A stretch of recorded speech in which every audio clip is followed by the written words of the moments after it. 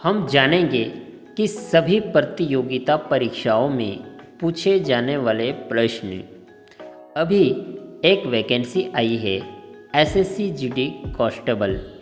इसमें यह प्रश्न आ सकते हैं, तो जानते हैं वह प्रश्न क्या है।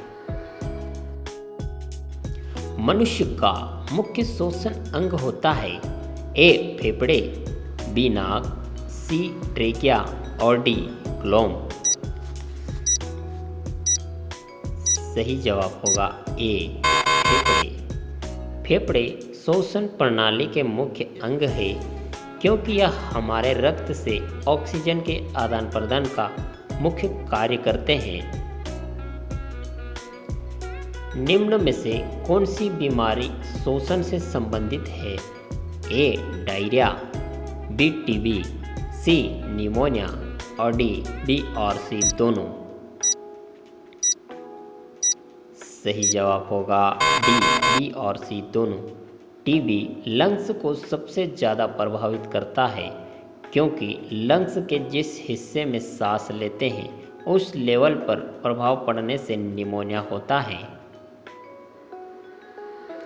मछली में उत्सर्जित पदार्थ क्या है?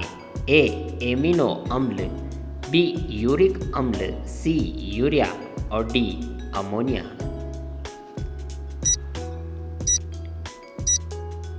सही जवाब होगा डी अमोनिया। मछली अपने शरीर के उत्सर्जन कार्यों के लिए अमोनिया का उपयोग करती है।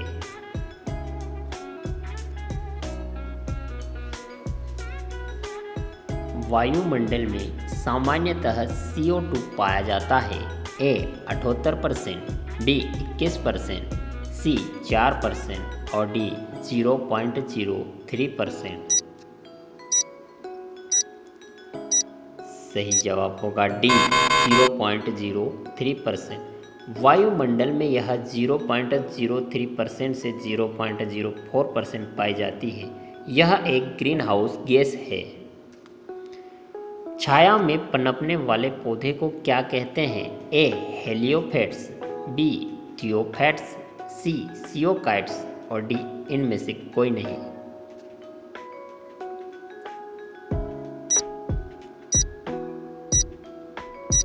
इसका सही जवाब होगा सी सियोकाइट्स।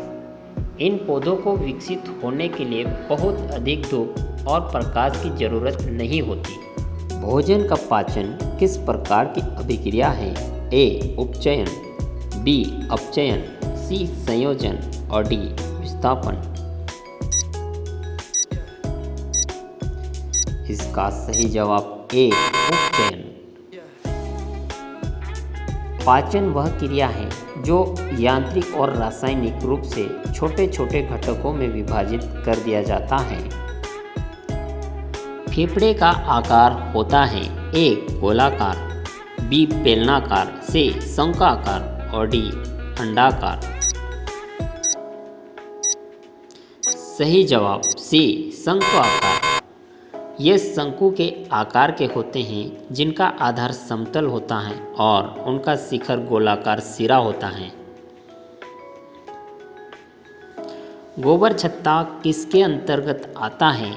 ए परजीवी, बी स्वजीवी, सी मृतजीवी और डी परासरणी।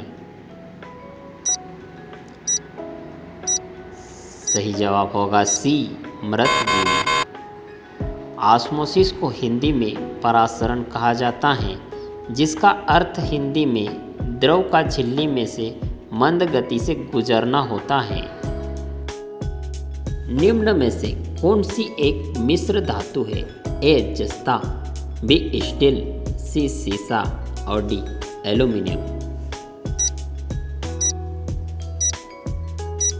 सही जवाब होगा बी स्टील। स्टील मिश्र धातु है। स्टेनलेस स्टील में न्यूनतम 10.5% क्रोमियम, 0.2% से कम कार्बन है। पौधों में गैसों का आदान प्रदान होता है। ए जड़, बी रंध्र, सी टहनी और डी तना।